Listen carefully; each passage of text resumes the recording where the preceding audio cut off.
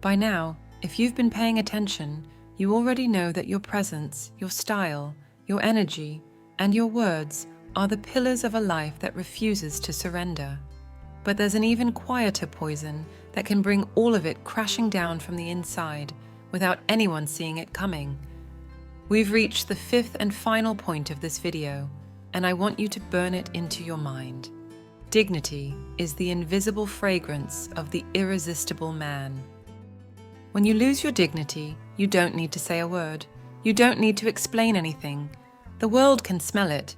They see it in your deadened gaze, in your defeated posture, in every yes you said when you wanted to say no, in every time you swallowed your pride out of fear of being alone. Falling into this trap doesn't happen overnight. It's slow, like a drop of water falling day after day until it wears down even the hardest stone.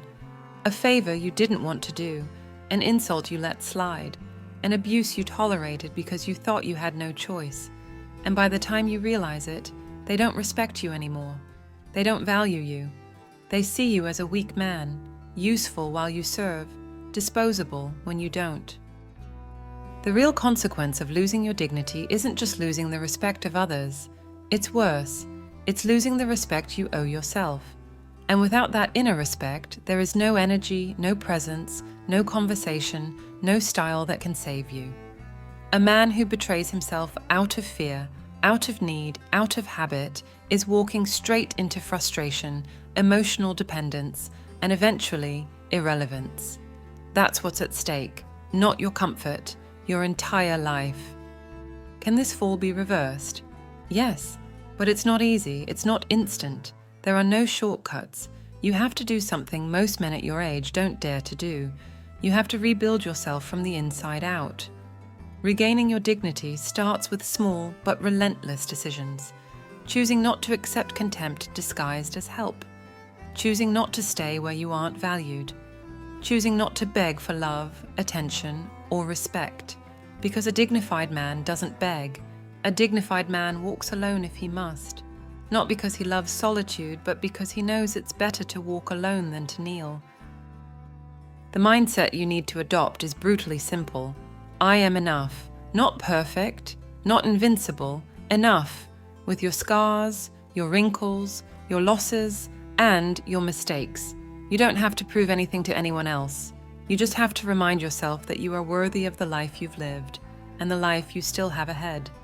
That your dignity is not negotiable. It's not a bargaining chip. It's not something you can give away for a handful of emotional crumbs. So listen closely. Every time you accept less than you deserve, you're signing your own death sentence. Every time you allow someone to cross your boundaries without consequences, you're burying a little more of your worth. And every time you choose not to fight for your dignity, you're telling the world it can treat you however it wants. But also, every time you choose to respect yourself, even in silence, even when no one sees it, even when no one applauds, you are building a wall of self-respect that no one can tear down. You are not an old piece of furniture. You are not a burden. You are not a memory. You are a living man. And as long as you are breathing, you have the sacred duty to walk with your head held high, your back straight, and your dignity intact. Because that, and only that, is what makes you truly irresistible. If you've made it this far, you're part of a rare group, one that doesn't flinch when faced with the truth. And that already says a lot about you. Not everyone has the courage to look in the mirror without filters, without excuses, without anesthesia. Today, you have a clear choice in front of you. Keep living the way you are, waiting for the world to respect you without demanding it yourself, or lift your head, adjust your path, and rebuild yourself into the man you deserve to be. No one's going to do it for you. No one's going to hand you the life you want. Either you take control now, or you get dragged away by the current of oblivion. I want you to leave a short phrase in the comments. I'm still standing, along with the country you're watching from. Because every word you write here is a commitment to yourself, a declaration that there's still fight left in your soul, and you're not about to give it up without a battle. I'm Celia, and this is House of Wisdom, a space created not to entertain you, not to stroke your ego, but to wake you up, to remind you that life isn't measured in years. but in the strength with which you choose to live each day. Here, we speak to those who are tired of excuses, to those who want dignity, respect, and true freedom in their maturity. Subscribe now and join this community of men and women who have decided not to give up. Share this video because believe me, out there's someone who needs to hear this message just as much as you did today. And don't go just yet. The conversation isn't over. Watch one of the 2 videos that will pop up on your screen. Choose to keep growing. Choose to keep your eyes open. I'll see you there. After 60, you're either a beacon that commands respect or a shadow no one even notices. That's the brutal truth. It doesn't matter how many years you've worked or how many sacrifices you've made. If today you seem dimmed, the world will shove you into a corner without a second thought. Aging isn't the problem. The problem is giving into it, like some forgotten object gathering dust in the attic. Today I'm going to show you the 5 keys that separate the invisible man from the irresistible one. Each one is a direct hit against the mediocrity most people accept without a fight. And a word of warning, the last key, the 5th one, might just be the one that restores the respect you thought you had lost forever. I'm Celia, and I'm here to shake up your mindset, not to comfort you. Stay with me until the end, because this could be your first step toward becoming the man the world can't ignore. Tell me something. How many times have you walked into a room and felt invisible? Not because people didn't see you, but because your presence said absolutely nothing. That, my friend, is worse than being forgotten. It's the silent disdain no one dares to tell you to your face. Today, you're standing at the first checkpoint on your path to transformation. Your presence speaks before your words. And if you don't learn to master it, everything else will be for nothing. Presence isn't about expensive clothes, the perfect body, or your age. It's about something you can't buy or fake, your vital energy. It's that quiet force that makes people turn their heads to look at you, that makes them listen even before you open your mouth. If you walk around as if you're asking permission to exist, people will walk all over you. If you keep your eyes on the ground like you're apologizing for being alive, they'll shove you aside without a second thought. This isn't about arrogance, it's about presence, about taking up your rightful space in the world with the absolute certainty that you belong there. Picture an old lion walking slowly, his skin marked by 1,000 battles. Even if his steps are slow, even if his mane is streaked with grey, he's still the king of the savannah. He doesn't need to roar to command respect. His mere presence says it all. That's who you need to become. Every step you take should remind everyone that you have lived, that you have fought, that you have triumphed, that you're not here to ask for permission or forgiveness. But if you don't believe you're worthy of respect, your body will scream it louder than any words you say. A hunched back, fearful eyes, an uncertain walk, all of that silently broadcasts, "Don't look at me, I don't matter." And let me tell you something. In this world, no one will value you more than you value yourself. If your presence doesn't radiate strength, all you're sending out is weakness. And weakness, both in nature and in society, invites oblivion. Today, you have a brutal choice in front of you. Keep drifting through life like a ghost, or reclaim your place as a man who, despite the years, still dominates the ground he walks on. No one is going to hand you respect. You have to claim it with every move you make, every glance you throw, every word you speak, and most importantly, with every silence you command. Because sometimes, a well-held silence weighs heavier than 1,000 desperate screams. Listen to me carefully. You're not finished. You're at a stage where every move you make can carry more weight than a lifetime of empty words. If you want to be an irresistible man after 60, you must first become a man no one can ignore. And that starts with your presence. Not tomorrow, not when you feel ready, now. Because every day you walk without strength, without certainty, is another day you lose ground in a world that shows no mercy to the weak.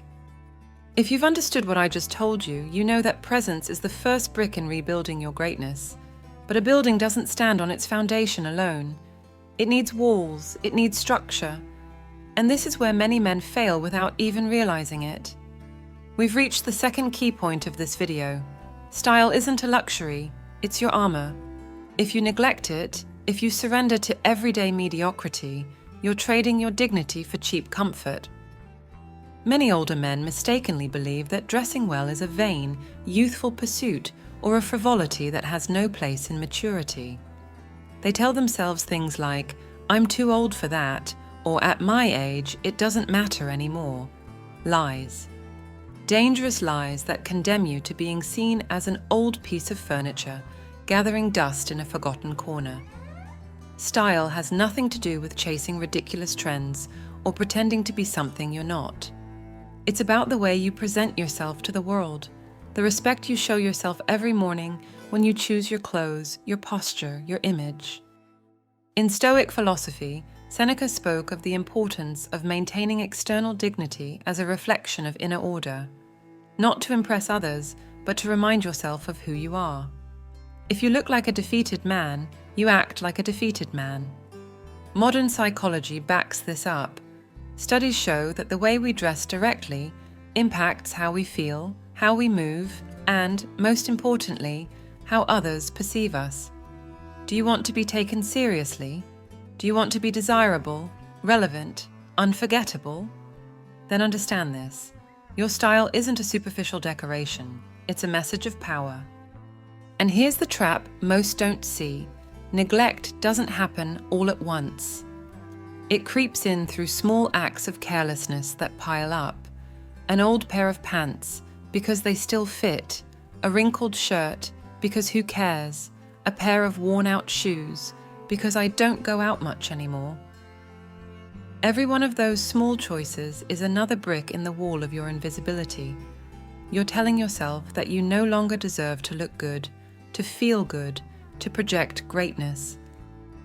Dressing with dignity doesn't mean spending a fortune.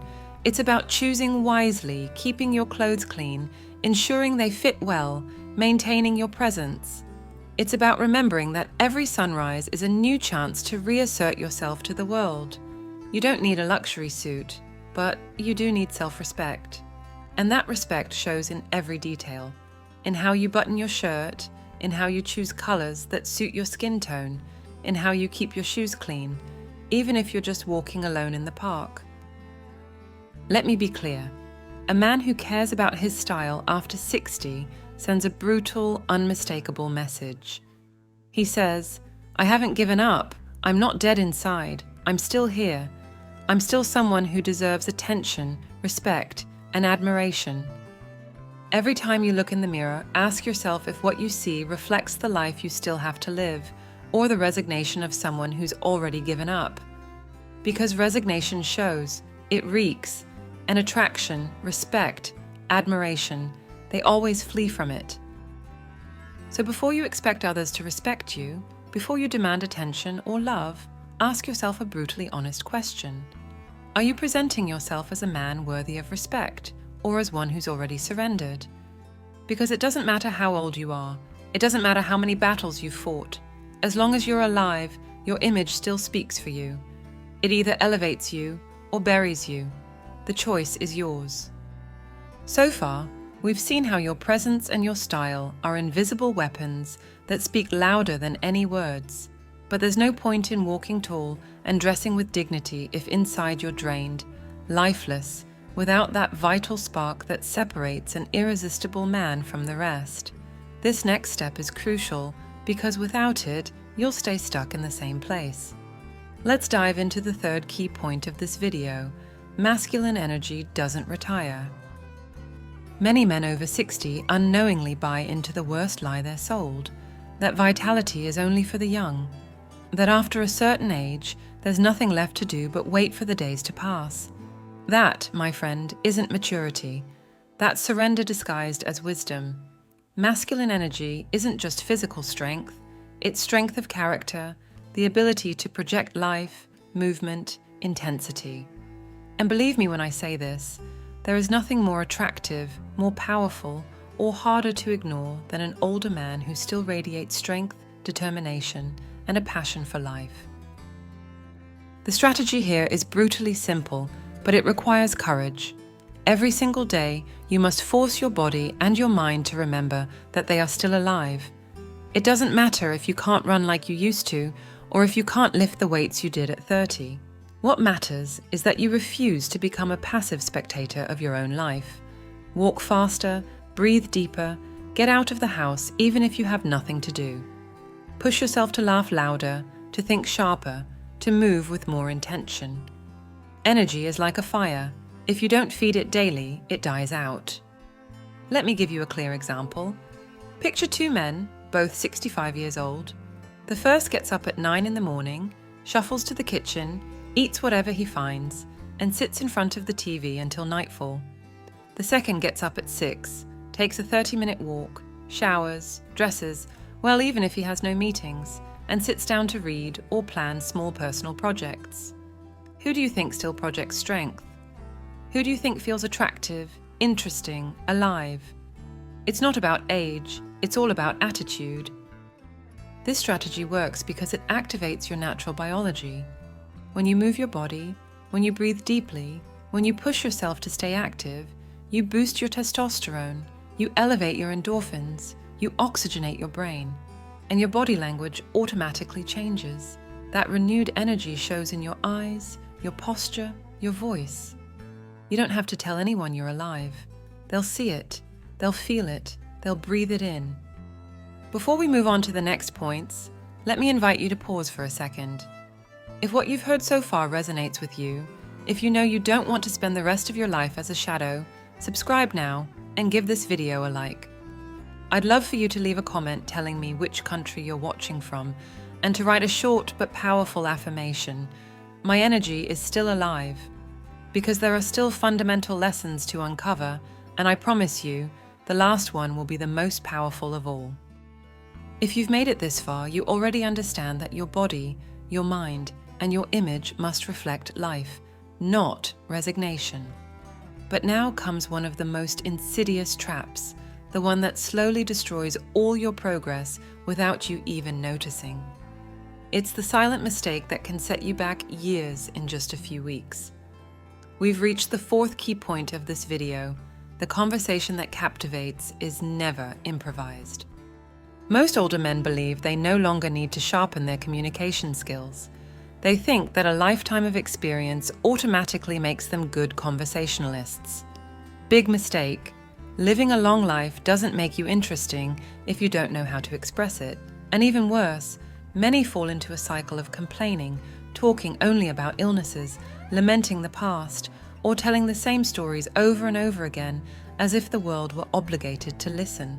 That's the trap, thinking that conversation is no longer an art you must master, believing that simply being who you are gives weight to your words. It doesn't. In this brutally fast and disposable world, if your words don't spark interest, respect, or curiosity, they vanish into thin air. The conversation that captivates doesn't happen by accident, because life doesn't happen by accident either. An attractive conversation is born from intention, from awareness, from the desire to build a bridge, not from throwing random words into the air. The destructive mistake is thinking you can speak without filtering, without thinking about the impact of your words, without caring about the energy you project when you speak. It's like turning on an old radio that nobody wants to hear. And without realizing it, you start digging your own social grave. Every word you speak without soul, every story you tell without connection, is another brick in the wall that separates you from relevance. Do you know what happens when you fall into this trap? People start seeing you as an echo of the past, not as a man who's living, but as a man who's only remembering. Clumsy, flat, predictable conversation robs you of the masculine energy you've worked so hard to rebuild. No amount of presence can survive if your voice has nothing to offer beyond complaints or dead memories.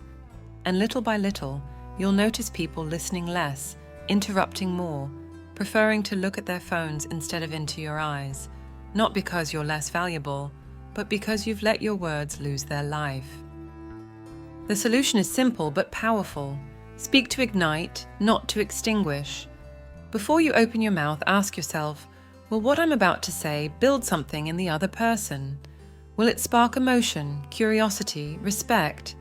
Am I transmitting living wisdom or just repeating out of habit? A good conversation isn't a list of facts or an endless monologue. It's an exchange that leaves both people feeling more alive than before they started. Mastering your conversation is like mastering a weapon. You must be precise, intentional, powerful. It's not enough to just talk. You have to learn to send out words that leave a mark, that invite, that challenge, that inspire. Because when an older man speaks with purpose, with passion, with intelligence, no age can hold him back. He becomes magnetic. He becomes unforgettable. And if you want to be irresistible after 60, you need every word you speak to carry the weight of a man who still hasn't spoken his greatest truth.